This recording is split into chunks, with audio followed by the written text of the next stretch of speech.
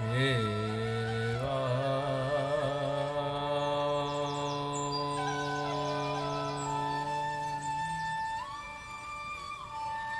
स्वामी मोए न बिसारिए, चाहे लाख लोग मिल जाएं, हम सम तुमको बहुत हैं, तुम सम हमको नाय, तुम सम हमको नाय। दीन दयाल को बेनती, सुनो गरीब नवाज, जो हम पूत कपूत हैं, सो है पिता तेरी लाज।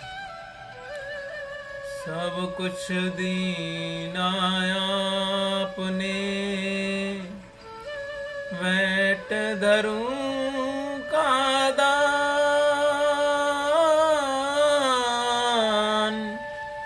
वैट धरूं क्या दान।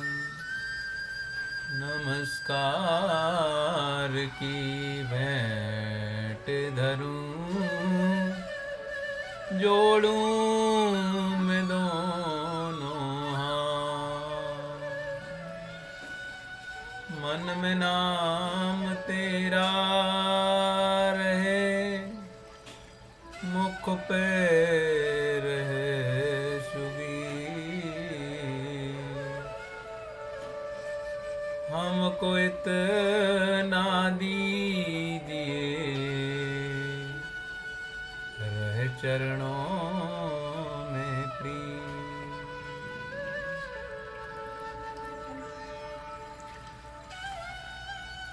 आप सभी साधक भक्तों के चरणों में प्रणाम करते हुए आज पेज नंबर 30 से शुरू करते हैं। देवर्षि नारद की वृंदावन में भक्ति से भेंट, ये शीर्षक है। संसार में मुझे कहीं भी शांति नजर नहीं आई। इस प्रकार कलयुग के दोष देखता हुआ घूमता फिरता मैं वृंदावन में आया। वहाँ एक कौतुक देखा, एक युवती को देखा। उसके पास दो पुरुष मूर्छा में पड़े हुए थे। वह स्त्री चारों ओर देख रही थी। उस स्त्री ने मुझे मतलब नारद जी को बुलाया, अतः मैं उसके पास गया। साधु पुरुष किसी स्त्री के पास नहीं जाते हैं, अतः नारद जी बिना बुलाए उस स्त्री के पास नहीं गए। इस युवती ने मुझसे कहा कि ठहरो, क्षणम तिष्ठ, दूसरों के काम सिद्ध करोगे तो तुम साधु बनोगे। सुवर्ण से भी अधिक मूल्यवान समय को माने वह साधु है। जिसे समय की कोई कीमत नहीं, वह अंतकाल में खूब पछताता है। किसी का एक भी क्षण नहीं बिगाड़ना चाहिए। अतः जब एक क्षण ठहरने के लिए कहा गया तो मैंने उस युवती से पूछा कि देवी जी आप कौन हैं? उस युवती ने मुझसे कहा कि मेरा नाम भक्ति है। ये ज्ञान और वैराग्य मेरे पुत्र हैं। ये अब वृद्ध हो गए हैं। मेरा जन्म तो द्रविड़ देश में हुआ है। महान आचार्य दक्षिण भारत में प्रकट हुए थे। श्री शंकराचार्य जी और श्री रामानुजाचार्य जी दक्षिण में उत्पन्न हुए थे। कर्नाटक में मेरा परिपालन हुआ है और मेरी वृद्धि भी वहीं हुई है। आचार और विचार जहाँ शुद्ध होते हैं वहाँ भक्ति को पुष्टि मिलती है। आचार विचार शुद्ध हो तो भक्ति हो सकती है। विचारों के साथ साथ आचार भी शुद्ध होने ही चाहिए। कर्नाटक में आज भी आचार की शुद्धि देखने में आती है। भगवान व्यास जी को कर्नाटक के प्रति कोई पक्षपात नहीं था, परंतु जो सच था उसी का उन्होंने वर्णन किया। अब भी कर्नाटक में लोग निर्जला एकादशी करते हैं। एकादशी का अर्थ दिवाली नहीं है। मेरी एक एक करके सभी इंद्रियां भगवान को अर्पण करनी है, ऐसी भावना से एकादशी का व्रत रखो। महाराष्ट्र में किसी किसी स्थान पर मेरा सम्मान हुआ। महाराष्ट्र में कहीं कहीं भक्ति को सम्मान मिलता है। पंढरपुर जैसे स्थल पर भक्ति का दर्शन होता है। गुजरात में तो मैं जीर्ण हो गई हूँ। गुर्जरे जीर्णताम गता। गुजरात में मैं अपने दोनों पुत्रों के साथ वृद्ध हुई। धन का दास प्रभु का दास नहीं हो सकता। गुजरात कांचन का लोभी हो गया है, अतः भक्ति छिन्न भिन्न हो गई है। भक्ति के प्रधान अंग 9 हैं। इसमें प्रथम है श्रवण।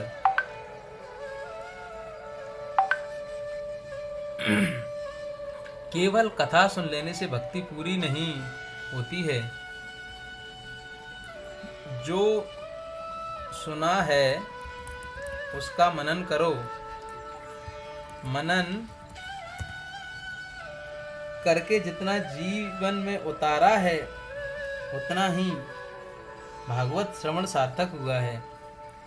कहा जाएगा कथा सुनने से पाप जलते हैं, परंतु मनन करके जीवन में उतारने से तो मुक्ति मिलती है। श्रवण भक्ति छिन्न भिन्न हो रही है क्योंकि मनन नहीं रहा है। मनन नहीं करने से श्रवण नहीं होता। मनन के अभाव में श्रवण भक्ति क्षीण होती जा रही है। कीर्तन भक्ति भी नहीं रही है क्योंकि कीर्तन में भी कीर्तन और कंचन का लोभ आ गया है और तभी से कीर्तन भक्ति भ्रष्ट हो गई है। ज्ञानी पुरुषों को अपमान से भी सम्मान अधिक बुरा लगता है। धन के लोभ की अपेक्षा कीर्ति का मोह छूटना बड़ा कठिन है। कीर्ति का मोह तो ज्ञानी को भी सताता है। मैं अपने मन को समझाता हूँ, जब तक तुम अपने मन को स्वयं न समझाओगे तब तक वह मानेगा ही नहीं। कथा कीर्तन में जगत अनायास ही विस्मृत हो जाता है।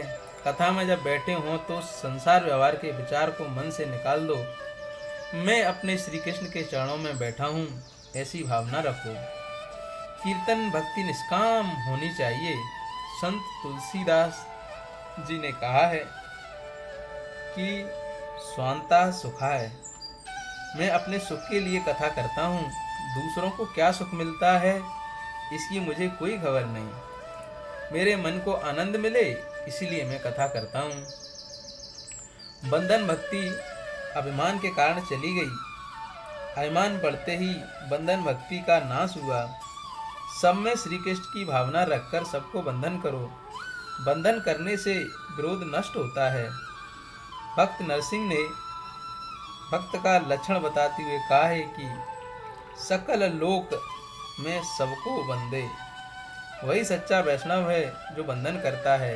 वही वैष्णव है जो बंधन कराना चाहता है, वह वैष्णव नहीं है। मन के भीतर जब तक अहं भाव रहेगा तब तक भक्ति की वृद्धि नहीं होगी। आजकल जो लोग देह की बहुत पूजा करते हैं, श्री ठाकुर जी की सेवा के लिए, पूजा के लिए अब उनको समय नहीं मिलता। देह पूजा बढ़ी कि देह पूजा गई। लोगों ने भांति भांति के सावन बनाए हैं। चाहे जितना सावन मलो, किंतु देह का रंग जो है वही रहेगा। परमात्मा ने जो रंग दिया है वही सच्चा रंग है और वही ठीक भी है। मनुष्य बहुत विलासी हो गया है। इस कारण ही अर्चन भक्ति का ह्रास हुआ। शरीर को लोग बहुत सजाने संवारने लगे हैं, तभी से अर्चन भक्ति चली गई। अतः जीवन सादा रखो, इसी प्रकार भक्ति के एक अंग का विनाश हुआ है, अर्थात जीव ईश्वर से विभक्त हुआ, श्री ठाकुर जी से विमुख हुआ है। बुद्धि का जब बहुत अतिरेक होता है तो भक्ति का विनाश होता है। भक्ति छिन्न भिन्न हुई तो जीवन भी विभक्त हो गया। भक्ति के दो बालक हैं, ज्ञान और वैराग्य। भक्ति का आदर ज्ञान और वैराग्य के साथ करो। ज्ञान और वैराग्य मूर्छित होते हैं तो भक्ति भी रोती है। कलयुग में ज्ञान और वैराग्य क्षीण होते हैं, बढ़ते नहीं। जब से पुस्तकों में आकर समा गया तब से ज्ञान चला गया। नारद जी कहते हैं कि ज्ञान और वैराग्य को मूर्छा क्यों आई है, यह मैं जानता हूँ।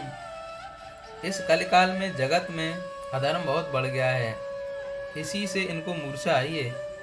इस वृंदावन की प्रेम भूमि में तुमको पुष्टि मिली है। कलयुग में ज्ञान और वैराग्य की उपेक्षा होती है, अतः वे निरुत्साहित होकर वृद्ध और जीर्ण हो गए हैं। ज्ञान और वैराग्य के साथ मैं भक्ति को जागृत करूंगा। ज्ञान वैराग्य के साथ मैं भक्ति का प्रचार करूंगा। नारद जी ने ज्ञान वैराग्य को जगाने के लिए अनेक प्रयत्न किए, परंतु कुछ बना नहीं। वेदों के अनेक पारायण किए तो भी ज्ञान वैराग्य की मूर्छा गई नहीं। कुछ थोड़ा सा विचार करेंगे तो यह ध्यान में आ जाएगा कि ऐसी कथा तो प्रत्येक घर में होती है। अपना यह हृदय ही वृंदावन है। इस हृदय के वृंदावन में कभी कभी वैराग्य जागृत होता है, परंतु यह जागृति स्थायी नहीं रहती है। उपनिषदों में और वेदों में पठन से अपने हृदय में किंचित ज्ञान और वैराग्य जागता है, परंतु फिर से वे मूर्छित हो जाते हैं। वेद के पारायण से वैराग्य तो आता है, परंतु वह स्थायी नहीं। शमशान भूमि में जब चिता जल रही होती है तो उसे देखकर कई व्यक्तियों को वैराग्य हो जाता है, परंतु वह वैराग्य टिकाऊ नहीं है। काम सुख को भोग लेने के बाद भी बहुतों को वैराग्य आता है। संसार के विषय के उपभोग कर लेने के बाद बहुतों को वैराग्य आता है, परंतु वह भी स्थायी नहीं। विषय भोग के बाद अरुचि तो होती है, परंतु वह अरुचि विवेक और वैराग्य से रहित होने के कारण टिकती नहीं है। भक्ति का दुख दूर करने के लिए नारद जी का उद्योग। ज्ञान वैराग्य और भक्ति आदि सब कुछ वेदों से ही उत्पन्न हुए हैं, परंतु वेदों की भाषा गूढ़ होने के कारण सामान्य मनुष्य की समझ में कुछ नहीं आता।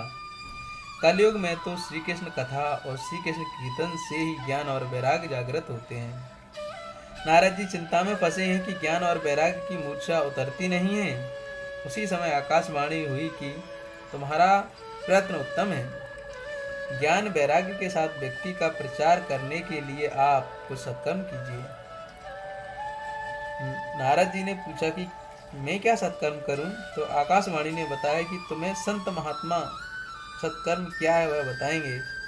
नारद जी अनेक साधु संतों से पूछते हैं कि ज्ञान वैराग्य सहित भक्ति को पुष्टि मिले ऐसा कोई उपाय बताएं, परंतु निश्चित उपाय कोई भी नहीं बता सका तो नारद जी चिंता में पड़ गए। वे सोचने लगे कि निश्चित उपाय बताने वाले संत मुझे कहाँ मिलेंगे और वे क्या साधन बताएंगे। ऐसा विचार करते करते नारद जी घूमते फिरते बद्रिकाश्रम में आए। वहाँ सनकादि मुनियों के साथ उनका मिलन हुआ। नारद जी ने सनत कुमारों को यह सारी कथा सुनाई। नारद जी कहते हैं कि मैंने जिस देश में जन्म लिया है उसी देश के लिए यदि उपयोगी ना बन सकूं तो मेरा जीवन वृथा है। आप बताएं कि मैं क्या सत्कर्म करूं? सनकादि मुनि कहते हैं कि देश के दुख से तुम दुखी हो, तुम्हारी भावना दिव्य है, भक्ति का प्रचार करने की तुम्हारी इच्छा है। आप भागवत के ज्ञान मार्ग का पारायण कीजिए, तुम्हारी इच्छा पूर्ण होगी। तुम भागवत ज्ञान यज्ञ करो और भागवत का प्रचार करो, इसी से लोगों का कल्याण होगा। इस कथा से ज्ञान और वैराग्य की जागृति होगी। श्री भागवत की कथा ज्ञान, भक्ति और वैराग्य को बढ़ाने वाली है।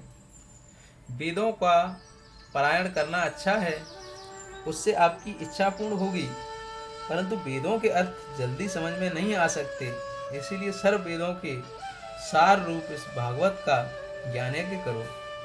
श्री भागवत कथा का अमृत पान करने के लिए वे वहां से गंगा किनारे गए। शुद्ध भूमि में सात्विक भाव जागते हैं। भूमि का प्रभाव सूक्ष्म रीति से मन पर अवश्य पड़ता है। योग भूमि भक्ति में बाधक है। श्री गंगा जी का तट ज्ञान भूमि है, अतः आज्ञा की कि गंगा किनारे चलो। श्री नारद जी सनत कुमारों के साथ आनंद वन में आए हैं। सनत कुमार श्री व्यास आश्रम में आए हैं। नारद जी हाथ जोड़े बैठे हैं। वहाँ ऋषि मुनि भी श्री भागवत कथा का पान करने आए हैं। जो नहीं आए थे उन सभी के घर पर रघु ऋषि जाते हैं और विनती भाव से बंधन करके उनको कथा में ले आते हैं। सत्कर्म में दूसरों को प्रेरणा दें, उससे भी पुण्य मिलता है। कथा के आरंभ में भगवान का जय जयकार करते हैं और हरे नमः को शुद्ध उच्चार करते हैं। यह हरे नमः महामंत्र है। सारी वृत्तियों को छोड़कर मनुष्य ध्यान में बैठता है, वहाँ भी माया विघ्न करती है। अनादि काल से मनुष्य का माया के साथ युद्ध होता आया है। जीव ईश्वर के पास जाता है तो माया को अप्रिय लगता है। जीव सब प्रकार के मोह छोड़कर प्रभु के पास जाए, वह माया को प्रिय नहीं लगता। माया का कोई एक रूप नहीं है। ईश्वर जिस प्रकार व्यापक है, वैसे ही माया भी व्यापक जैसी है। जीव और ईश्वर के मिलन में विघ्न करती है। माया उनको चंचल बनाती है। माया मनुष्य को समझाती है कि स्त्री, बालक और धन संपत्ति आदि में ही सुख है। मनुष्य को माया पराजित कर देती है। मनुष्य की हार होती है और माया की जीत। इसका कारण यह है कि मनुष्य प्रभु की जय जयकार करता नहीं है। कथा भजन में प्रेम से ईश्वर का जयकारा करना चाहिए कि जिससे माया की हार हो और अपनी जीत हो। प्रभु का जय जयकार करोगे तो तुम्हारी भी जीत होगी और तुम्हारी भी जय जयकार होगी। भूख और तृष्णा को भूलोगे नहीं तो पाप होते ही रहेंगे। भूख और प्यास को सहन करने की आदत होनी चाहिए। आगे कथा आएगी। राजा परीक्षित की बुद्धि भूख और प्यास के कारण बिगड़ी थी। सूत जी सावधान करते हैं, हे राजन, नारद जी आज श्रोता बनकर बैठे हैं और सनकादि आसन पर विराजमान हैं, अतः जय जयकार शुद्ध होने लगा है। यह भागवत की कथा अति दिव्य है। इस कथा को जो प्रेम से सुनेगा, उसके कान में से परमात्मा हृदय में उतरेंगे। नेत्र और स्रोत को जो पवित्र रखेंगे, उनके हृदय में श्री परमात्मा आते हैं। भगवान श्री कृष्ण कान में से, आँख में से, मन में आते हैं। बार बार जो श्री कृष्ण की कथा सुनता है, उनके कान में से श्री कृष्ण हृदय में पधारते हैं। पाप भी कान से ही मन में आता है। कान को कथा श्रवण कराओगे, आप श्री भगवान की कथा सुनोगे तो मन भगवान में स्थिर होगा। कान में से भगवान हृदय में आएंगे। श्री भगवान के हृदय प्रवेश के लिए हमारी देह, आंखें और कान द्वार हैं।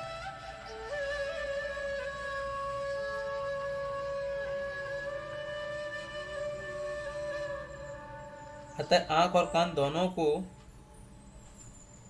पवित्र रखो। वहाँ श्री कृष्ण को पधराओ।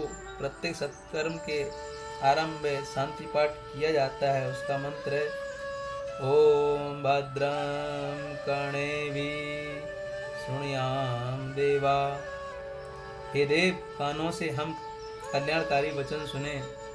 कान और आंख पवित्र हों, फिर सत्कर्मों का आरंभ हो। इसीलिए तो पूजा में गुरु महाराज कानों और आंखों में पानी लगाने को कहते हैं। विशुद्ध इंद्रियों में ही परमात्मा का प्रकाश होता है, इसलिए इंद्रियों को शुद्ध करो और शुद्ध रखो। मन को शुद्ध करो, शुद्ध रखो। काल नहीं बिगड़ा है, मन ही बिगड़ा है। नेत्र और स्रोत को पवित्र करने के बाद कथा का आरंभ होता है। सनकादि मुनि कहते हैं कि इस भागवत शास्त्र में 18,000 श्लोक हैं। 18 की संख्या परिपूर्ण है। श्री रामकृष्ण परिपूर्ण है, अतः नवमी के दिन प्रकट हुए हैं। श्री कृष्ण नवमी के दिन ही गोकुल में आए हैं, तभी नंद महोत्सव करने में आया है। श्री राम की 12 कला और श्री कृष्ण जी की 16 कला, ऐसा भेद नहीं करना चाहिए। भक्ति के कष्ट की निवृत्ति। श्री भागवत में मुख्य कथा है नंद महोत्सव की। इस कथा के भी 18 श्लोक हैं। श्री भागवत पर प्राचीन और उत्तम टीका श्रीधर स्वामी जी की है। उन्होंने किन्हीं सांप्रदायिक सिद्धांतों का सहारा न लेकर स्वतंत्र रीति से भागवत तत्व का विचार किया है। इस श्रीधर टीका पर बंशीधर महाराज की टीका है। उन्होंने कहा है कि हमारे ऋषि मुनियों ने केवल निस्वार्थ भाव से इस ग्रंथ की रचना की है। श्रीमद् भागवत की महिमा का वर्णन कौन कर सकता है। भागवत तो श्री नारायण का ही रूप है। श्री भगवान जब गोलोक पधारे तब उन्होंने अपने तेज स्वरूप को इस ग्रंथ में रखा था, ऐसा एकाद स्कंद में लिखा हुआ है। अतः भागवत भगवान की शब्दमयी साक्षात मूर्ति है। श्री कृष्ण की वाड्यमयी मूर्ति है। उद्धव जी ने जब पूछा कि आपके स्वर्ग धाम गमन के बाद इस पृथ्वी पर अधर्म बढ़ेगा तो धर्म किसकी शरण में जाएगा। श्री भगवान ने तब कहा था कि मेरी भागवत का जो आश्रय लेगा उसके घर में काल नहीं जा सकेगा। श्री भागवत भगवान का नाम स्वरूप है। नाम स्वरूप से ही अन्य रूप सिद्ध होते हैं। मन की मैल को दूर करने के लिए यह भागवत शास्त्र है। मन को शुद्ध करने का साधन भागवत कथा है। यह कथा सुनने के बाद भी यदि पाप करना चालू रखेंगे तो यमदूत की ओर से 2 चांटे और खाने पड़ेंगे। ईश्वर के साथ प्रेम करने का साधन यह भगवत शास्त्र है। मनुष्य पत्नी, धन संपत्ति, भोजन आदि के साथ तो प्रेम करता है, परंतु भगवान के साथ प्रेम नहीं करता है, इसीलिए वह दुखी है। श्री रामानुजाचार्य के जीवन में एक प्रसंग हुआ था। रंगदास नाम का एक सेठ था जो एक वेश्या पर अतिशय आसक्त था। एक दिन रंगदास और वह वेश्या प्रभु श्री रंगनाथ जी के मंदिर के पास से निकले। श्रीमंत सेठ रंगदास वेश्या के सिर पर छाता पकड़े हुए जा रहे थे। ठीक उसी समय श्री रामानुजाचार्य मंदिर के बाहर निकले। उन्होंने यह दृश्य देखा। ये भी ईश्वर के ही जीव हैं और वे भी ईश्वर से मिल जाएं तो उनका भी उद्धार हो जाए। ऐसा सोचकर वे उनसे मिलने गए। रास्ते पर जाकर वे उस रंगदास से मिले और बोले, आप इस वेश्या से जो प्रेम करते हैं उसे देखकर मुझे बहुत आनंद हुआ। अस्थि और विष्ठा से भरी इस स्त्री से प्रेम करते हो। इस स्त्री की तुलना में मेरे प्रभु श्री रंगनाथ जी अति सुंदर हैं। इस स्त्री से जैसा प्रेम करते हो ऐसा प्रेम प्रभु से करो। प्रेम करने योग्य तो एक परमात्मा ही है। ऐसा कहकर उन्होंने रंगदास को एक चांटा मारा। रंगदास की वहां समाधि लग गई। उन्हें श्री रंगनाथ जी का दर्शन हुआ। उस दिन के बाद रंगदास ने किसी भी दिन स्त्री से प्रेम नहीं किया। मनुष्य अपना प्रेम पात्र हर क्षण बदलता रहता है, परंतु कहीं भी इसे संतोष और शांति नहीं मिलती है। बाल्यावस्था में माता से प्रेम करता है, कुछ बड़े होने पर मित्रों से प्रेम करता है, विवाह हुआ तो स्त्री से प्रेम करता है। कुछ समय बीत जाने के बाद उसकी अपनी उसी प्यारी पत्नी का तिरस्कार करने लगता है और कहता है कि तेरे साथ विवाह करने में मैंने बड़ी भारी भूल की है। उसके बाद वह पुत्रों से प्रेम करता है, उसके बाद वह धन से प्रेम करता है। अतः ईश्वर को ही प्रेम का पात्र बनाओ कि जिससे प्रेम का पात्र बदलने का प्रसंग ही ना आए। श्री भागवत शास्त्र बार बार सुनोगे तो परमात्मा से प्रेम बढ़ेगा। आजकल लोग भक्ति तो बहुत करते हैं, परंतु भगवान को साधन और सांसारिक सुखों को साध्य मानकर ही करते हैं। अतः भक्ति सार्थक नहीं होती है और लोग दुखी होते हैं। श्री भगवान को ही साध्य मानो, संसार के सुखों को नहीं। कथा में हास्य रस गुण है। कथा किसी को हंसाने के लिए नहीं है, कथा तो ईश्वर को प्रसन्न करने के लिए है। श्रोताओं के हृदय में जो शोक जागृत करे वह शुद्ध कथा शुद्ध हृदय से रोने के लिए है। मेरा आज तक का जीवन निरर्थक ही निकल गया। आदि भाव हृदय में जागे तो ऐसी कथा का श्रवण सार्थक हुआ। कथा सुनने के बाद पाप न छूटे और वैराग्य उत्पन्न हो तो कथा का श्रवण किस काम का। श्री भागवत के दर्शन से, श्रवण से, पूजन से पापों का नाश होता है। श्रीमद् भागवत के श्रवण मात्र से ही सद्गति मिलती है। कथा श्रवण का लाभ आत्मदेव ब्राह्मण का चरित्र कहकर बतलाया गया है। बिना दृष्टांत का सिद्धांत मन को नहीं छूता। अतः आत्मदेव कल्याण का चरित्र कहा गया है तथा केवल रूप नहीं है। कथा की लीला सच्ची है और उसमें कहा गया आध्यात्म सिद्धांत भी सत्य है। जय जय श्री राधे।